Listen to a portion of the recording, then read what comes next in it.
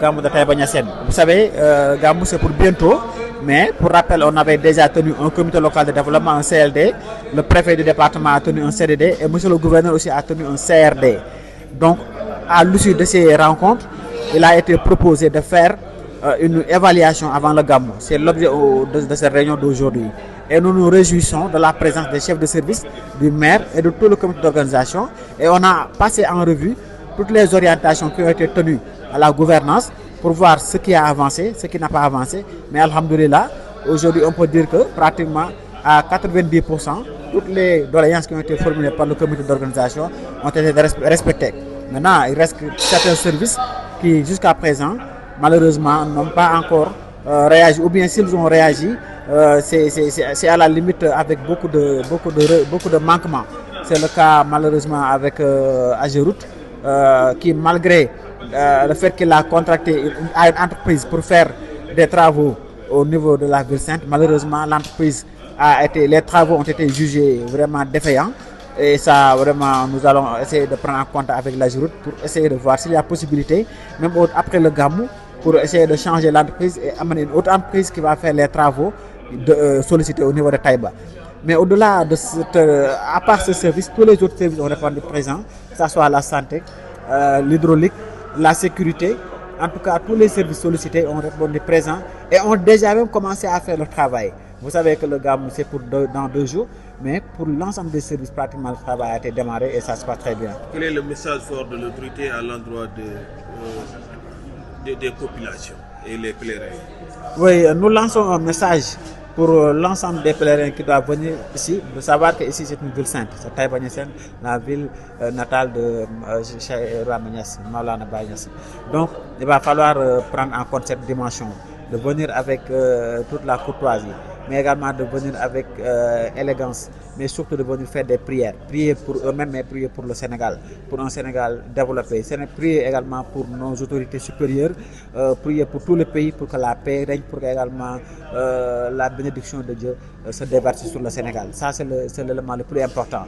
Le reste, c'est une question de comportement. Par exemple, il y a eu des gens qui malheureusement, même si le service d'hygiène fait son travail, il y a des gens qui continuent à déverser des ordures sur la place publique. Ça, c'est pas normal.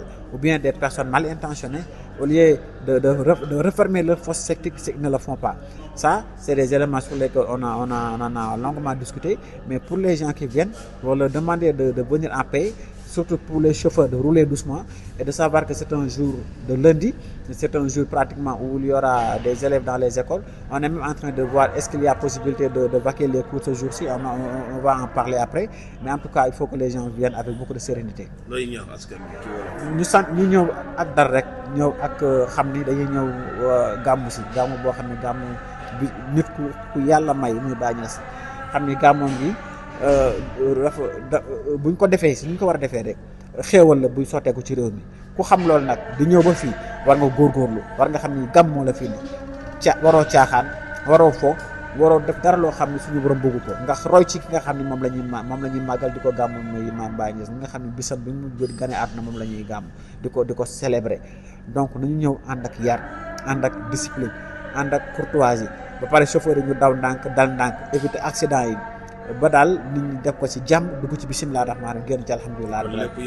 Actuellement lépp yemb na mën nañu wax ne à 90% li ci des rek mooy quelques réajustements yoo xam ni tey réunion bi moo tax ñu xam ko te incha allah dès cet après-midi daañu def compte rendu def rapport mu yéeg fu mu war a yéeg incha allah lu ñu ci mën a corriger rapidement dañu corriger ko pour que affaire bi mën a jàll à 100%. comité bi gërëm nañ la aussi ci sa organisation ni ngay doxalee réunion yi vraiment ak état bi yëpp. waaw mais loolu moo ñu war parce que ñun tamit même bu dul dara ay taalibe lañu bu ñu ñëwee ci dëkk bu mel nii dañoo war a ànd ak dal ànd ak sérénité ànd ak kilifa yi waxtaan ak ñoom parce que loolu moo tax ñu teg ñu fi en tout cas ñoom ñoo baax rek mais daal ñu ngi sant ñëpp di gërëm ñëpp yéen aussi la presse ñu ngi leen di sant di leen gërëm gis nañ seen taxawaay. kaaraange gi aussi jël ngeen ci ay matuwaay. waaw macha allah kaaraange gi moom côté boobu na seen xel daal dès demain sax suba rek déploiement bi dina commencé dégg nga commandant wax na ko daañu commencé déployer les éléments précurseurs mais bu loolu jàllee tout ce qui est sécurité gendarmerie actuellement ils sont à pied d'œuvre sapeur pompier également ñoom it pare nañu incha allah dispositif bu ngeen ko gis rek bu mu leen jaaxal y aura un dispositif impressionnant boo xam ni